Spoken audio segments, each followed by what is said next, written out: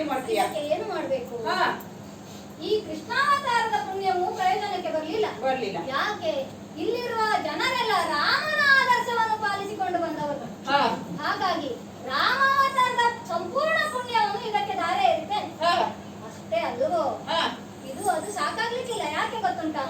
ಅವರಲ್ಲಿ ಇದು ಉಂಟು. ಹಾಗಾಗಿ ಇದು ಪ್ರಯೋಜನಕ್ಕೆ ಬರುವುದಿಲ್ಲ. ಇನ್ನು ಹೆಚ್ಚು ಸಾಕಷ್ಟು ಪುಣ್ಯವನ್ನು ಧಾರೆ ಎರೆದು ಕೊಡ್ಬೇಕಾಗ್ತದೆ. ಹಾಗಾಗಿ ಈ ಬಾಣಕ್ಕೆ ತ್ರಿಮೂರ್ತಿಗಳನ್ನು ಆಹ್ವಾನಿಸ್ತಾ ಇದ್ದೇನೆ. ಆದಿಯಲ್ಲಿ ಬ್ರಹ್ಮಶಕ್ತಿ, ಮಧ್ಯದಲ್ಲಿ ವಿಷ್ಣು ಶಕ್ತಿ, ಕೊನೆಯಲ್ಲಿ ಶಂಕರನ ಶಕ್ತಿ, ಲಯಕರ್ತನಾದ ಶಿವನ ಶಕ್ತಿಯನ್ನು ಆಹ್ವಾನಿಸ್ತಾ ಇದ್ದೇನೆ. ಈ ಪುಣ್ಯ